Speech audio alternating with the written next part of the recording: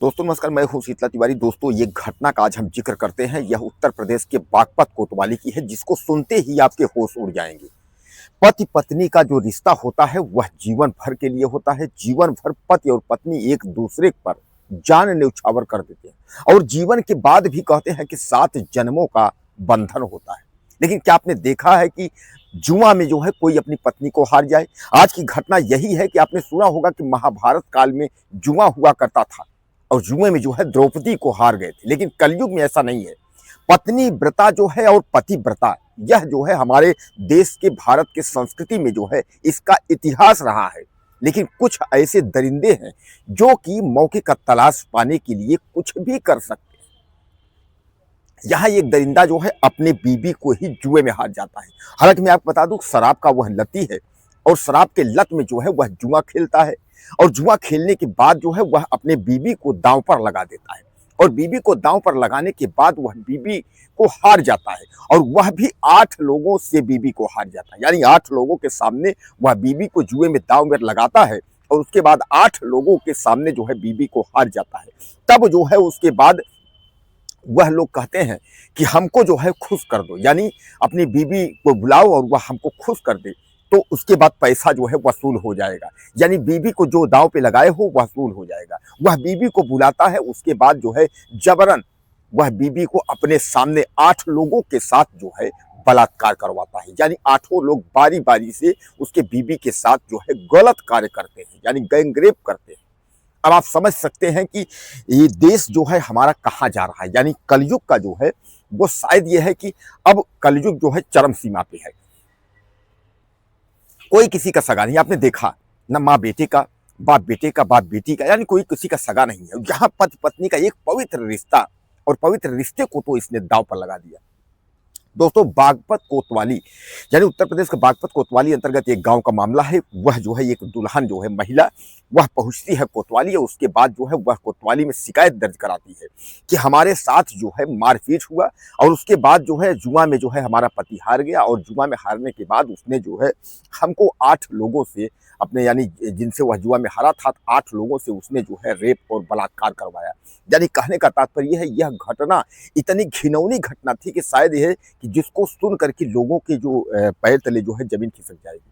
हालांकि मैं आपको बता दूं, यह कहते हैं कि उसका शादी जो है वह कुछ दिन पहले हुआ था और शादी के बाद जो है दहेज को लेकर के शिकायत दर्ज कराई गई थी। यानी दहेज को लेकर के मारपीट होता था।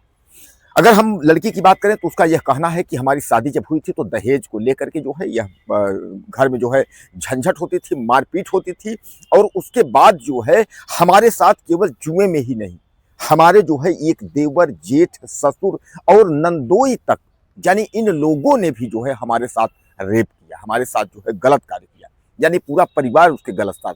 अब आप बताइए, पति जो है वह जुआरी है, पति शराबी है, वह जो है शराब और नशे के और जुए के लत में जो है वह हमको जो है जुआरियों के बीच में ला करके और सबके सामने जो है वह बलात्कार करवाया। यानी इतनी गंभीर यह घटना है, शायद एक इसको सुन करके बताया, जैसा आपको ना, इसको आप सुनेंगे तो आप समझेंगे कि क्या तेजाब से हमला करने की जो है कोशिश की गई, नदी में फेंकने की कोशिश की गई, यानी जान से मारने की कोशिश की गई, ऐसा दुल्हन ने आरोप लगाया। अब दोस्तों, अब आप बताइए क्या बचा? शायद इस घटना में तो कुछ अब बचा नहीं। कहने का तात्पर्य यह है कि अगर दहेज का प्रथा, आजकल हालांकि दहेज एक कलंक है, इसको जो है खत्म करना चाहिए। वैसे भी दहेज का लिया गया पैसा जो है न आपके पास रहेगा और न देने लेने वाला जो है कोई सुख जो है उसको भोग नहीं पाता है। दहेज ये कलंक है, इसको जो है मिटाना चाहिए। न दहेज आप लीजिए, न दहेज दीजिए। हालांकि जिससे जिस तरीके से सती प्रथा का अंत हुआ, उसी तरह दहेज प्रथा जो है इसका भी विरोध और इसका भी जो है अंत होना चाहिए। क्योंकि दहेज की आग में जो है पता नहीं कितनी युवतियां झुलस गई, कितनी जो है घर की जो है सिंपल घर की, अच्छे घर की अच्छी लड़कियां, पढ़ी लिखी, जो कि संस्कारी हैं, लेकिन उनके पास पैसे नहीं हैं, तो इस पैसों की वजह से जो दरिंदे हैं उनको जो है निगल गए, जिंदे ही निगल गए। और कुछ तो मैं आपको बताऊं कि दरिंदे जो है जेलों में सड़ रहे हैं। यह तो एक है कानून की इतना अच्छा जो है इसका सदुपयोग हो रहा है कि महिलाएं, कम से कम उनके हाथ में ये पावर तो है कि दहेज प्रथा के आरोप में जो है इनको जो है दरिंदों को बख्शना नहीं चाहिए। जैसे जिस जुआरी की हम बात कर रहे हैं, जिस दरिंदे की हम बात कर रहे हैं, यह जुआरी, यह दरिंदा भी इसी तरीके का है कि दहेज नहीं मिलने के कारण पहले तो ससुर, जेठ, देवर और नंदोई तक से रेप करवाया। उसके बाद जो है जुआ खेलने लगा और जुआ में जो है बीवी को दांव पर लगाने लगा। और बीवी को जब जुआ में दांव पर लगाया, जब उसके बाद हारा, तो अपने सामने ही जो है बीवी के साथ जो है लोगों से यानी जुआरियों से जो है रेप करवाने लगा। ऐसे दरिंदों को समाज में रहने का कहाँ अधिकार है? ऐसे दरिंदों को तो जेल में जगह है, समाज में कोई जगह नहीं है।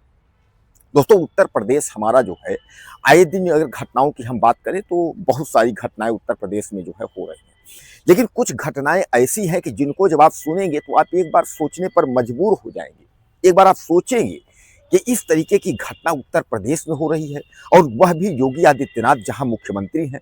क्यों न अखिलेश यादव जो है टिप्पणी करें कि धीरे धीरे जो है अपराध का गढ़ बनता जा रहा है उत्तर प्रदेश। तो दोस्तों, यह उत्तर प्रदेश के आपके बागपत जिले की जो है बागपत कोतवाली के अंतर्गत ये गांव का मामला है। अब इस मामले के बारे में आपकी क्या राय है? इस दरिंदे के साथ क्या होना चाहिए? अपनी राय मुझे आप ज़्यादा से ज़्यादा दीजिएगा और चैनल को सब्सक्राइब करें। अगले वीडियो में फिर मिलते हैं।